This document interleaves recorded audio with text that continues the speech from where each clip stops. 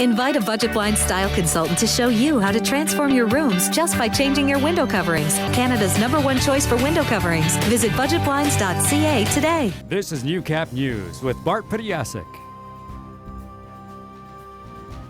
Good evening and thank you for joining us. We begin with breaking news. The body of a missing boater at Sandy Beach Lake has been recovered this afternoon.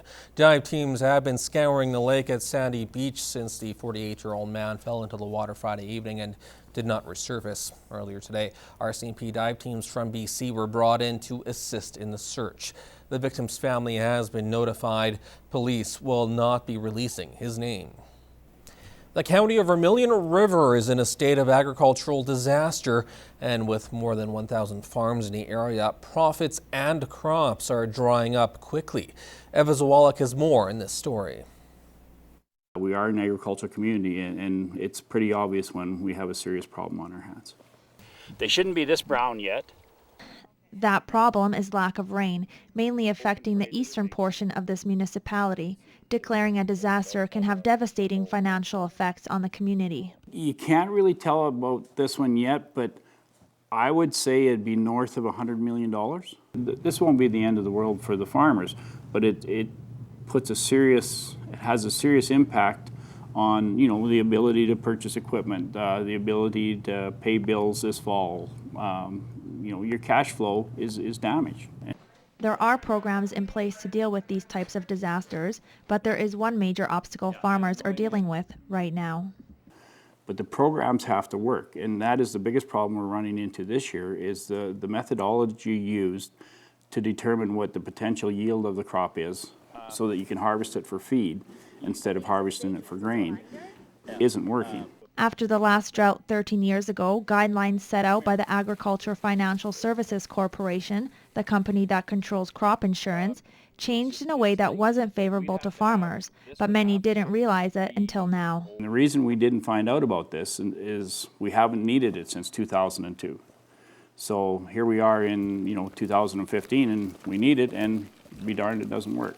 Although the county has reached out to government to help with changing what they call unreasonable guidelines for measuring crop yield, they recognize that any changes made will likely be made slowly. In the meantime, another concern is cropping up. The feed shortage for livestock producers is immense. You're short of feed, short of pasture, your calves won't do as good.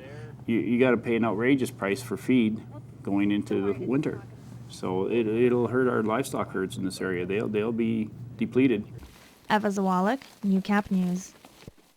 It's the time of the year when the dreaded back-to-school commercials start appearing on TV again.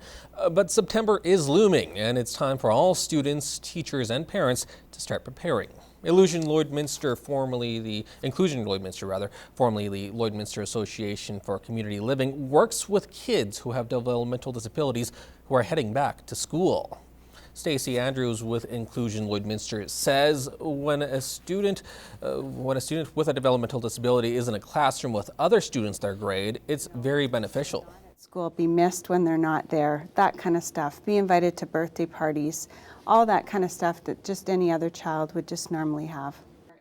Andrews says it's important for parents with special needs kids to work with their new teacher, making sure the transition to the new classroom goes smoothly. Well, I think when you have a child with developmental disabilities, there can be extra things that need to be learned about that child, especially if their disabilities are more complex and they're not able to communicate in words. Andrews adds an inclusive education leads to kids with developmental disabilities having an easier time entering the job market in adulthood. The cooler weather lately feels a bit like fall. The season is only a month away, and the start of the school year is even closer. And whether they're ready for it or not, many parents and kids are heading out to get their supplies. Annika Notfate has more.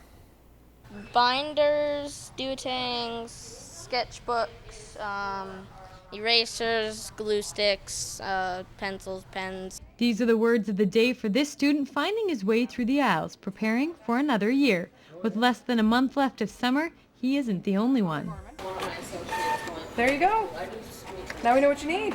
We want to make sure that the layout's set up so that we have all of the students' maps prepared too, so that when they walk into the store, they can come in, print out their list, see a layout of where things are going to be located, and they can easily find it. There we go. First thing done. Teachers and store staff are making the age-old ritual easier with the school tool program. Over the past year, it's gained popularity and saves parents money. They sign in online, submit their kids' lists, and store staff take care of the rest. The school supplies come to the store here, we pack them here in the store, and then we deliver them to the school. So on the first day of school, when the child comes in, they're able to pick up their school supplies with their name, their grade, everything's in there. Parents are saved a ton of time and frustration and having to run around and pick up school supplies. And the reality is, not everyone can afford everything on the lists, driving the creation of this new donation box. It's just whatever they decide to donate. It could be pencils, books, loose leaf paper, anything small would be greatly appreciated. It all goes towards the local schools, and it's given to any kids that can't afford school supplies. Even though he's here early, one of the first in the day to be grabbing supplies, the academic subjects aren't exactly number one on his mind. The more opportunities and the better sports, because like in elementary school you had some sports, but the sports weren't as good because they weren't like the full team, some of them, so I'm really looking forward to that. Anna Knopfate, Newcap News.